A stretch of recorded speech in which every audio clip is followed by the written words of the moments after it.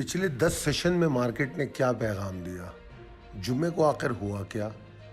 Market में क्या होने जा रहा है और मार्केट में जो मामलात हैं उनमें मुआशी और सियासी हालात के बाद हमारी मार्केट पे कौन से ट्रिगर हैं जो ज़्यादा फ़ायदेमंद हो सकते हैं? इन तमाम चीज़ों पर डिस्कस करेंगे आज की वीडियो में।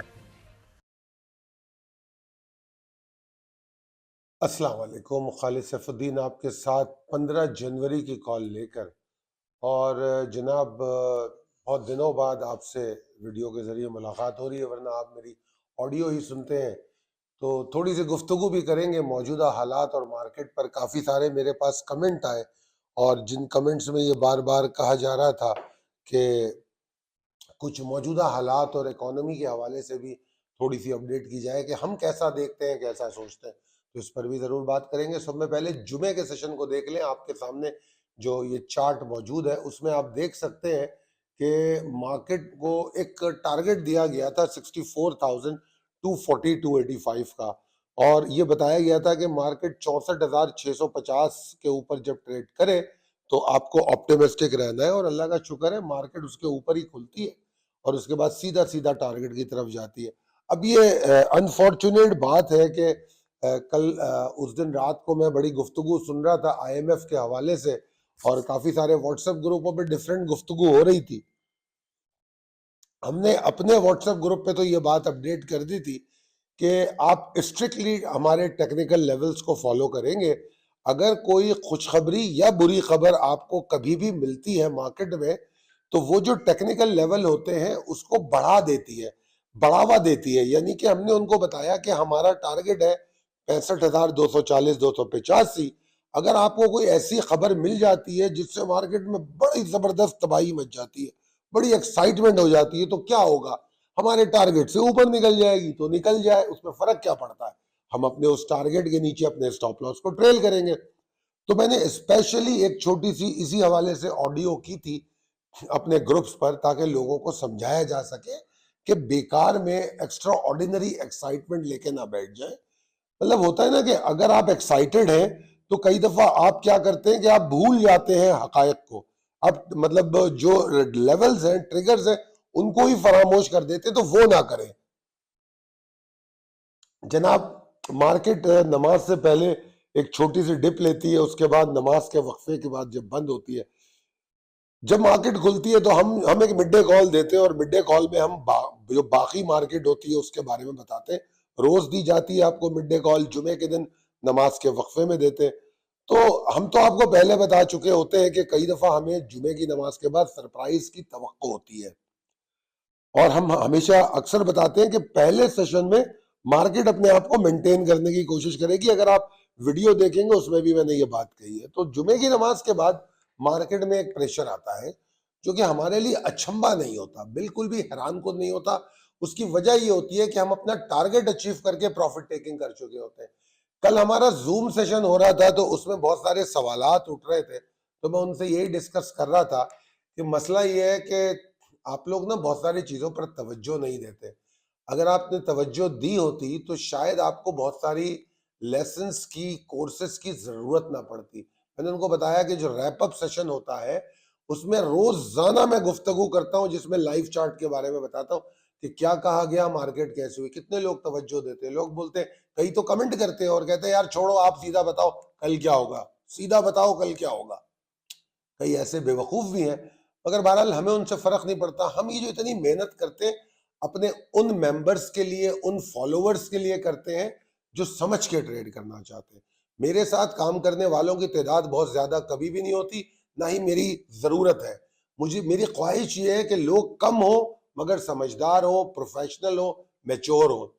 क्योंकि ये लाओ माल और ले माल वाले लोग मेरे पास पिछले 15 सालों में कभी नहीं रहे, ना ही मैं उनके साथ रहना पसंद करता हूं। जनाब अली, आगे चलते हैं। मार्केट उसके बाद नीचे गिरती है, और आपको मिड डे कॉल में बताया जा चुका था कि अगर आप टारगेट पे नहीं निकले हैं तो आपका आखिरी जो स्टॉप लॉस है वो 64,927 है। ये मिड डे कॉल में बड़ा वाजे कह चुके थे कि उसके बाद फिर बचत का रास्ता नहीं मिलेगा, अफसोस करेंगे।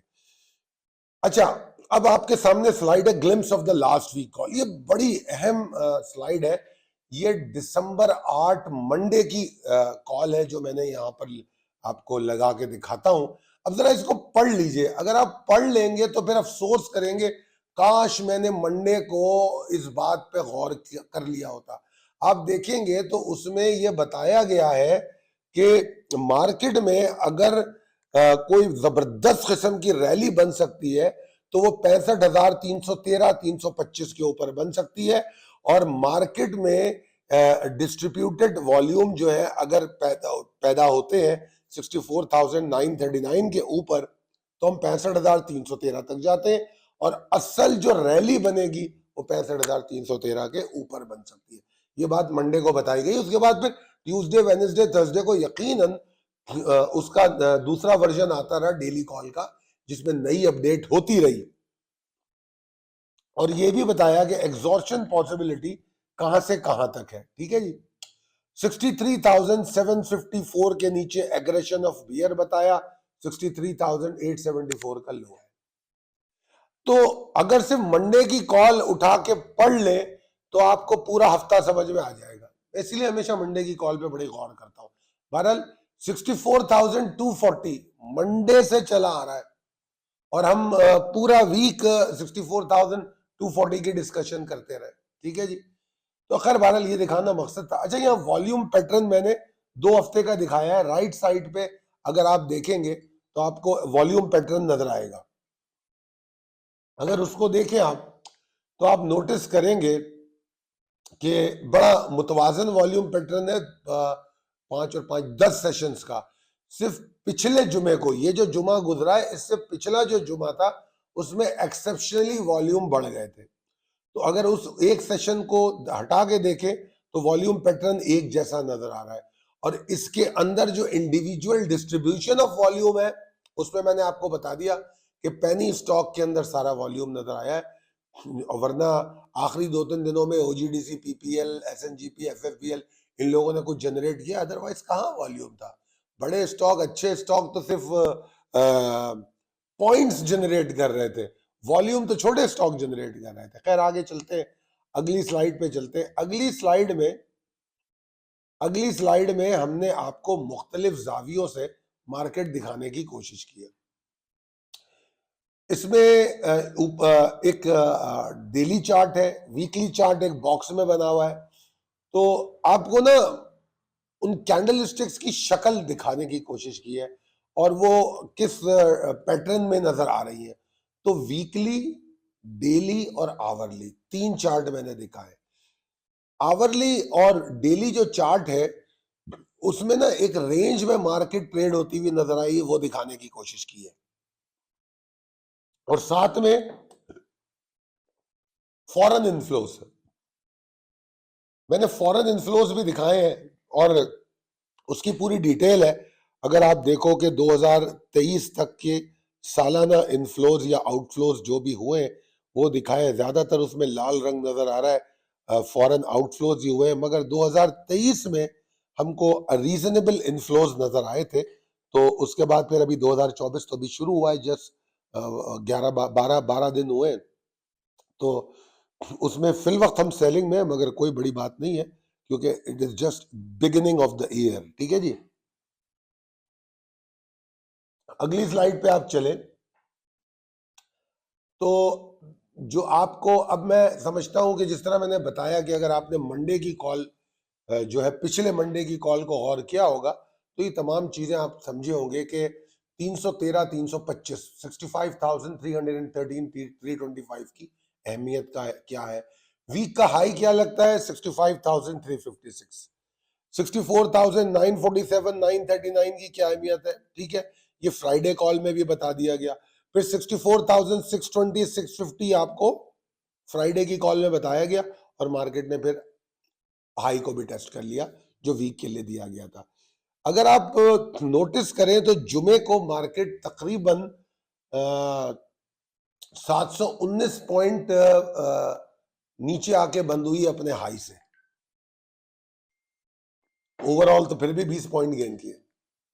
बहरहाल we close with a gain of 123 points, 123 point के इजाफे के साथ हफ्ता बंद हुआ और वॉल्यूम तकरीबन 24% गिर गए हैं पिछले हफ्ते के मुकाबले में, मगर मैं उससे हैरान इसलिए नहीं हूं कि जिस तरह मैंने अभी वॉल्यूम पैटर्न में बताया कि पिछले हफ्ते में जुमे को वॉल्यूम मतलब एबनॉर्मली ज्यादा थे, वरना एवरेजली जो हम देख रहे हैं 10 सेशन में वो एक जैसा एवरेज है। तो वॉल्यूम का कोई मसला नहीं, डिस्ट्रीब्यूशन का मसला है। वो मैं पूरे पिछले कई दिनों से ये बात का तस्करा करता रहा हूं। ओवरऑल सिचुएशन जो मार्केट की इस क्लोजिंग के बाद नजर आती है इस हफ्ते की, वो मुझे थोड़ी सी परेशान कुन नजर आती है। उसकी वजह क्या है? वो परेशान कुन यूं है कि मुसलसल एफर्ट हो रही है, मगर एक मखसूस लेवल पे जाके मार्केट को सप्लाई मिल रही है, मुसलसल मिल रही है। वो जो मैंने आपको चार्ट दिखाया है डेली और आवरली, उसमें जरा जाके गौर से देखिएगा, मुसलसल मिल रही है। दूसरी जो बात है ये कि ये पहला हफ्ता नहीं है, 2 हफ्ते मुसलसल एक ही एरिया से हमको रिजेक्शन मिल रही है। तो ये जो सप्लाई है, रिजेक्शन है, ये जब बार बार मुतवातर मिलती है तो हमें ना दो इससे फायदे लेने चाहिए। नंबर एक, अपना रिस्क मैनेजमेंट मजबूत कर लेना चाहिए कि मार्केट में ये गुमान है कि मार्केट नीचे आ सकती है।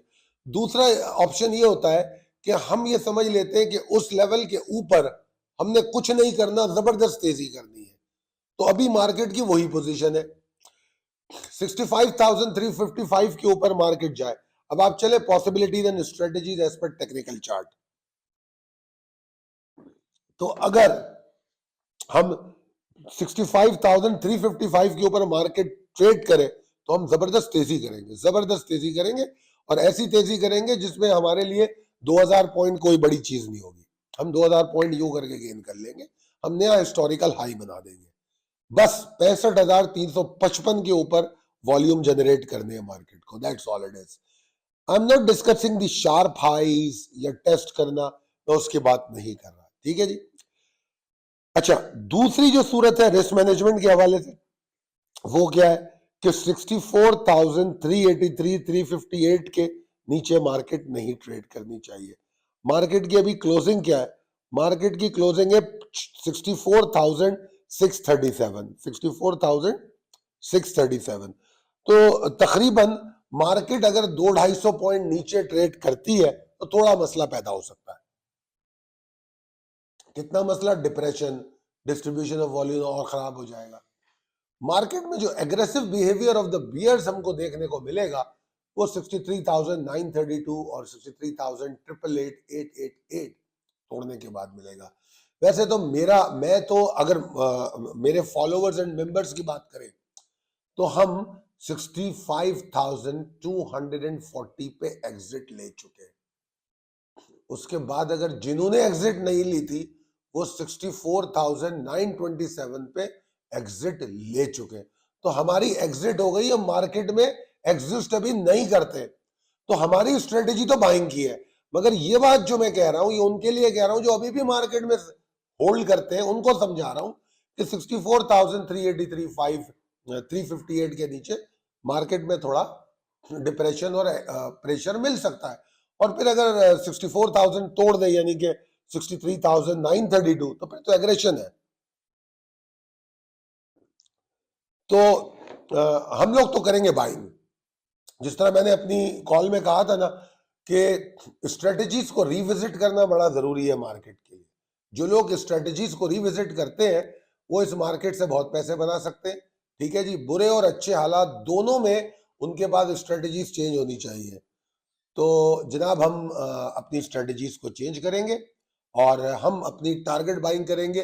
We are still focus on December portfolio, no problem. हम दिसंबर पोर्टफोलियो पे फोकस है और हम दिसंबर पोर्टफोलियो में से 7 स्टॉक में प्रॉफिट टेकिंग कर चुके, बेच चुके उनको। उनमें से 3 स्टॉक ऐसे हैं जिनको मैं बाय बैक करवा रहा हूं। ये सारी चीजें याद रखिएगा। मैंने कल रात को जुमेरात को रात को ये जुमे की रात को मैं ऑलरेडी आपको पोर्टफोलियो का लेटेस्ट जो शीट है, एक्सेल शीट है, वो पोस्ट कर चुका हूं। तो उस पर नजर रखिए, टारगेट्स देखिए, बाइंग रेंजेस देखिए, और जिनमें से एग्जिट हो गया उनको मैंने नीचे बायबैक के लिए कहा है, तो उन पर नजर रखिएगा और उनका रिकॉर्ड रखिएगा। तो बहरहाल I am still optimistic for the market.